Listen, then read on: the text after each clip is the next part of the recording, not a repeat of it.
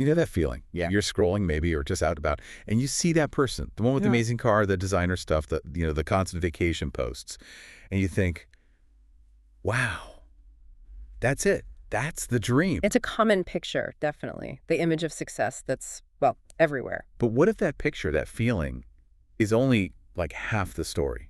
Today, we're really digging into that. We're going deep on a distinction that's, well, it's crucial but often missed. The difference between just being rich and being truly wealthy. And it's more than just semantics. It's a fundamental shift, really. It can change how you approach everything financially. Security, freedom, meaning. Exactly. So our mission today, unpack that. Look at the mindsets, the habits, the legacies that separate fleeting riches from lasting wealth. We're leaning heavily on the insights from Onunga, Reuben Juma Onunga's book, Rich Feast the Wealthy. It's not just about bank balances. It's deeper. It's about perspective. So let's ask this straight up. What if what you thought was financial success is only part of the picture? Let's unpack it. Yeah, it's fascinating, isn't it? How we use rich and wealthy almost like they're the same thing. But Onunga's work really draws a sharp line. They're fundamentally different realities. And chasing one the riches can sometimes, leave you walking a tightrope without even realizing it. This deep dive. It's about seeing the differences, sure, but also why they matter so much for your long-term peace, your financial power. Okay, let's start right there. The basic definitions. How does the book lay out the real difference? What is being rich versus being wealthy? Well, Onunga keeps it pretty clear. Being rich, that's mostly about having a lot of money right now. Think high income, lots of spending, being very visible. It's often, loud, fast, and potentially temporary. It's about what you can buy today. Okay, loud, fast, temporary. Got it. And wealthy. How does that contrast? Wealthy, on the other hand, is defined more by having value, real lasting value. So that means ownership, genuine security, that feeling of peace of mind. It's about legacy, freedom. It's quieter, more intentional, built to last.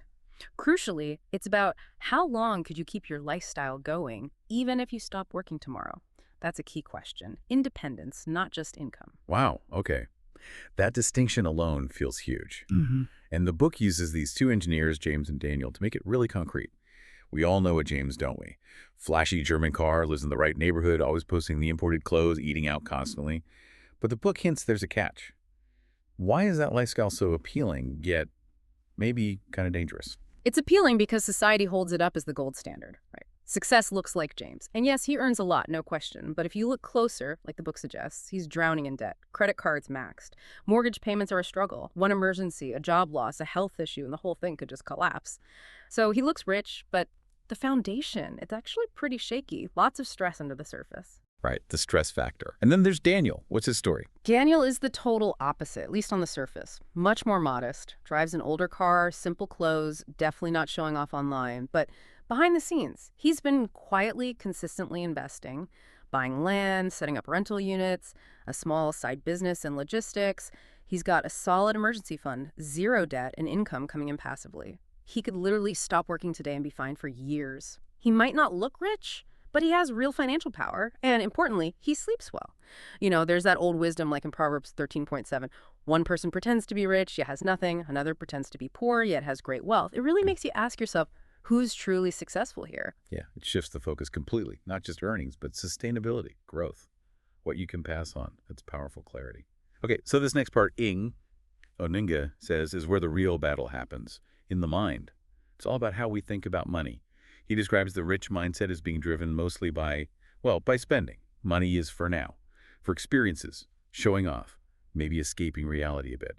The main question is, what can I buy right now? Yeah. And that often leads to that treadmill effect, right? High income, but equally high expenses just to keep up. Exactly. And that's why the wealthy mindset is such a game changer. It flips the script. It's driven by investing.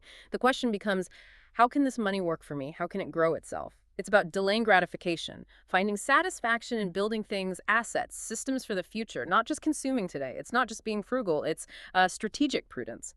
Onunga points to Proverbs 21.12, the wise store up, but fools gulp theirs down, preparing for tomorrow. It's timeless. The book gives us Sarah. Young professional gets a bonus. And what does she do? Splits it 3 ways. Invest, save, enjoy. Her friends wonder why she's so calm when things get tough economically. What's her secret sauce? Her secret is that disciplined mindset baked into her habits.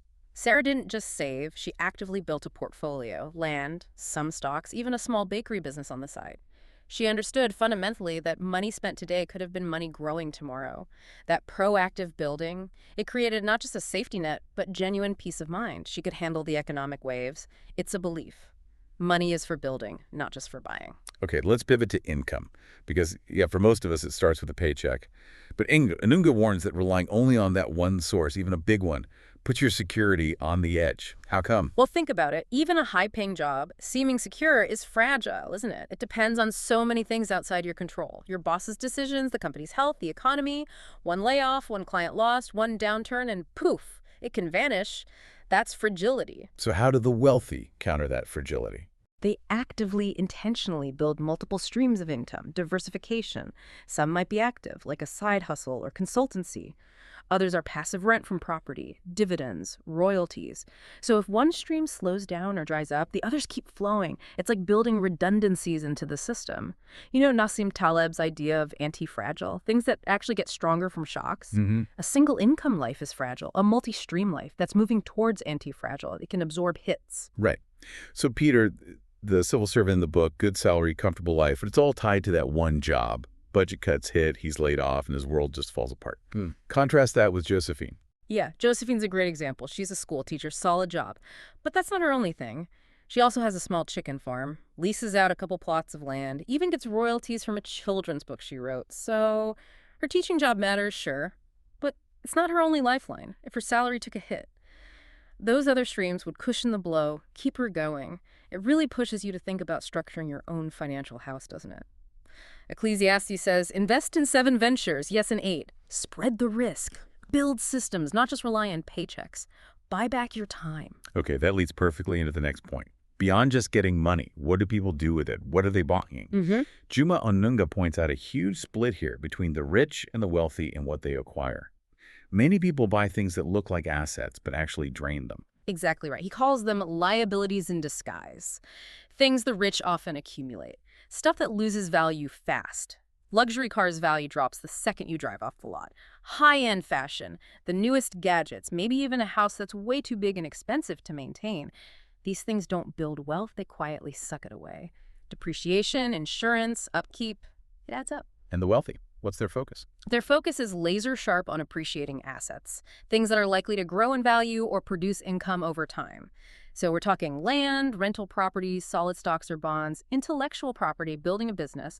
Before they buy, the key question is, will this pay me back? Will it grow? Will it generate income? That mindset shift changes everything. Real financial strength comes from what you own that's growing, not just what you earn and spend. Okay, picture this scenario from the book. Kevin and Elias both get a $10,000 bonus. Kevin, straight to the dealership, puts it down on a fancy new SUV, takes out a big loan for the rest. Elias takes his bonus, buys a half-acre plot of land just outside town, invests the rest in some government bonds. Fast forward 5 years. Who's looking better? Oh, the difference is stark. Just like Onunga lays out, Kevin's SUV probably lost half its value. And he's still making those loan payments. It's a drain. Elias's land likely tripled in value, maybe more. And his bonds. They've been steadily earning interest. It's not just luck. It's a fundamental difference in understanding value creation versus consumption. Proverbs talks about building your house with rare and beautiful treasures through wisdom that's appreciating assets, not just shiny objects. Okay, this next one. It hits close to home in today's world with social media everywhere. Onunga says the rich often perform for the world while the wealthy prepare for the future.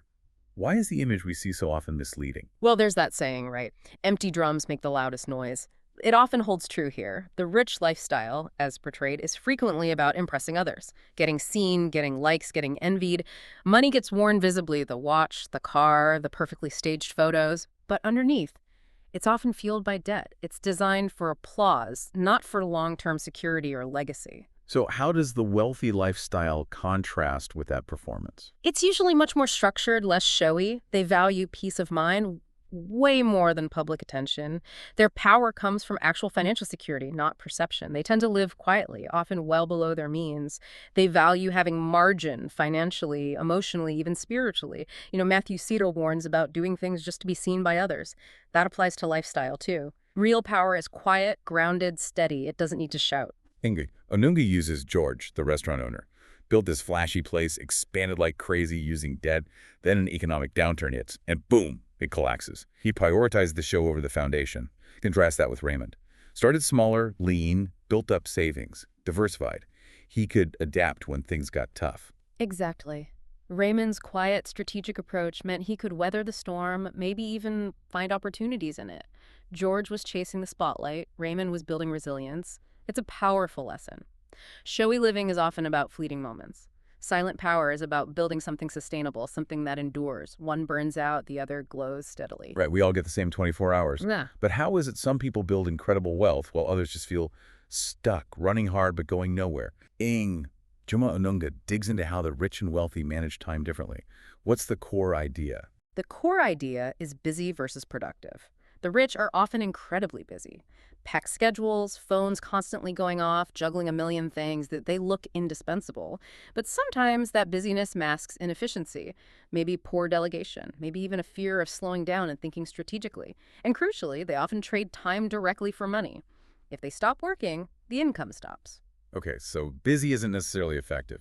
How are the wealthy different? The wealthy treat time like the precious, non-renewable asset it is, strategically. They focus hard on what truly matters, the high-impact activities, not just being busy. And they actively work to decouple their time from their income. How? By building systems, investing in assets that work for them, empowering others. It's about working smarter, leveraging time. Psalm 90 says, "Teach us to number our days." It's about wisdom, direction, not just speed. Thoreau's question is spot on. It is not enough to be busy. The question is, what are we busy about? The wealthy get really good at saying no to distractions to free up time for what builds long-term value. Think about Mark, the consultant in the book. Pulling 80-hour weeks. High income, yes, but totally burnt out. Then there's Linda. Owns a chain of laundromats. Works maybe 20 hours a week. Uses the rest of her time mentoring. What's the key difference in their time use? Linda built systems that run effectively without her needing to be there every second. That's leverage. That freed up her time. Mark, he's still on that treadmill, directly exchanging his hours for money, valuable hours. Wealthy people, like Linda, invest time up front to build that leverage through learning, through technology, through people, which ultimately buys them more time and freedom down the road. Okay, life throws curveballs, right? Markets tank, jobs disappear, things happen. Our deep dive shows another split. How the rich and wealthy prepare for or don't prepare for that adversity. How do the rich typically handle risk? Often, the rich operate with a kind of false security. Their comfort is tied completely to their current income or status. This makes their whole setup quite fragile. One bad hit, one unexpected event, and things can unravel fast. They tend to rely on hoping things won't go wrong rather than actively planning for if they do. So they avoid risk, maybe.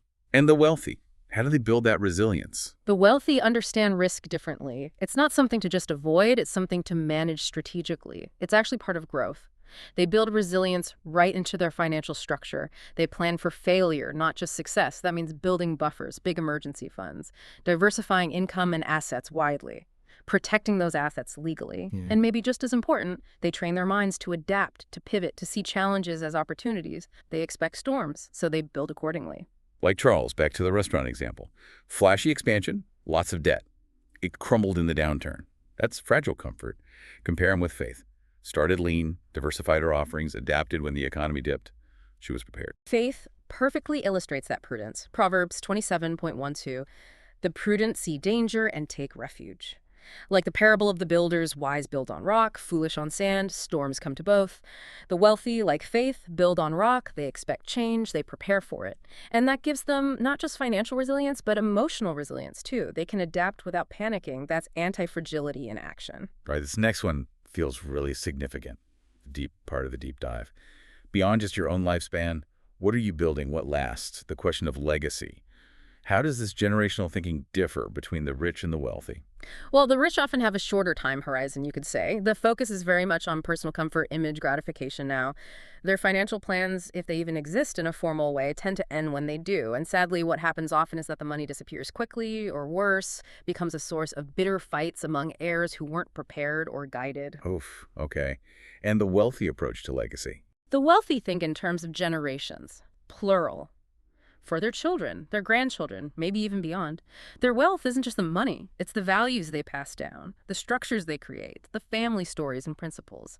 They're like someone planting an orchard. They might not even be around to enjoy all the fruit, but they plant it anyway for those who come after. Proverbs 13.22 nails it. A good person leaves an inheritance for their children's children. And that inheritance is more than cash. It's opportunity, wisdom, stability. Edmund Burke talked about society being a contract between generations. The wealthy really live that contract. Onunga uses the Oxiang family as a cautionary tale. Successful father, provided every luxury but zero financial education, no clear will, chaos and conflict after he died. Compare that to the Mwangi family. Right. Menzi Mwangi, the patriarch, never earned a massive salary. But he was incredibly wise, invested consistently, documented everything meticulously, taught his kids about money, set up a family trust now. His grandkids are building on his legacy, expanding the family farm. His name, his values, they endure. The Oxiangs were rich for a time. The Mwambis built lasting wealth. It's about empowering the next generation, not just leaving them stuff. Okay, and if you do build wealth, how do you use it to make a difference? To help others? The book points out another interesting distinction between just giving money away, sometimes very visibly in structured, impactful generosity. What's the difference? The rich often give in what Onunga calls temporary acts. It might be reactive, responding to an emotional appeal, maybe social pressure, maybe wanting good PR. It's often spontaneous, maybe a bit scattered. Can meet an immediate need, which is good, but it rarely changes the underlying problem long term. Makes sense. So how does wealthy giving differ? Wealthy giving tends to be much more strategic, planned, purposeful, aimed at lasting impact. They think beyond just the donation check. How can this create systemic change? So they might set up foundations, or endow scholarships that run forever, or create programs designed to empower people sustainably. The focus is often on prevention and empowerment, not just rescue. Think about Jesus' teaching. Don't let your left hand know what your right is doing. It's about the purpose, the intention, not the public applause. Remember Boaz in the Bible? He didn't just hand out grain. He set up a system for Ruth to glean. That's sustainable generosity, born from conviction. Like Felix, the businessman in the book, known for big public checks at charity events. But his projects often fizzle out. No long-term plan. Then you have Margaret. Margaret's much quieter, less visible, but her impact, deep and lasting. She set up a trust for rural girls' education, provides mentoring, and critically requires those girls to pay it forward to mentor others later. Her legacy isn't headlines, it's transformed lives, a ripple effect of empowerment. She gave structure and a multiplier, not just cash. Okay, so putting it all together, if Jim Onunga's core message is riches are earned, wealth is built, what's the practical roadmap? For someone listening right now who wants to make that shift, wants to build real wealth, what are the key steps outlined in the book? He gives a really clear, actionable roadmap. It starts with, number one, clarity of purpose. You absolutely need to know why you're doing this. What's the deep reason? Freedom, impact, legacy, peace. It has to be more than just wanting more stuff. Second, financial literacy. You have to learn the language of money, how it's earned, kept, grown, deployed, understand assets versus liabilities, compound interest, risk. Really get it. Okay, purpose and knowledge. What about day-to-day? That brings us to number three, habits. This is huge. Wealth is built in the small, consistent routines. Saving before you spend. Living below your means comfortably, not miserly. Investing regularly, even small amounts. Mastering that delayed gratification muscle. Proverbs 10.4, diligent hands bring wealth. It's the consistency. Fourth, time. You have to think long term, decades, not days or months. Wealth compounds slowly, like growing a forest. Aristotle said excellence is a habit, right? It's the same with building wealth. Patience is key. And connecting back to legacy, generational thinking must be in there too. Absolutely. That's number five. Think beyond yourself. Build systems, maybe trusts or foundations. Most importantly, teach the next generation. Pass on the knowledge and the values. Think like MZ Mwangi, not just about yourself. Sixth, wisdom and mentorship. Don't try to do it all alone. Surround yourself with trusted advisors, maybe mentors who've already built wealth wisely. Learn from others. And finally, number seven, faith. Having a belief that what you're building matters, that it has purpose, that the quiet, disciplined choices you make today will bear fruit. Wealth without a soul, without meaning, It's just empty noise in the end. So, yeah, it's not magic. It's a method. It requires thought, strategy, discipline, and being anchored in principles bigger than just getting rich quick. It's about building that margin, financial, emotional, spiritual, and making a lasting impact. Wow. Okay, as we wrap this deep dive up, that central idea really stands out, doesn't it? Riches are mostly about the money itself. Wealth is about meaning, security, freedom, impact. Riches can vanish quickly. Wealth, built intentionally, endures. Riches might impress people for a while. Wealth empowers generations. Reuben Juma Onunga's work really brings that home. It's a powerful shift in perspective, liberating even. It really is. So for everyone listening, as you go about your week, maybe ponder this question from the book. Will your money just be spent by you, or will it multiply and make an impact beyond you? Are you aiming just to look rich? Or are you choosing the deeper, quieter, more powerful path of becoming truly wealthy? The choice, as Onunga suggests, is ultimately yours to make.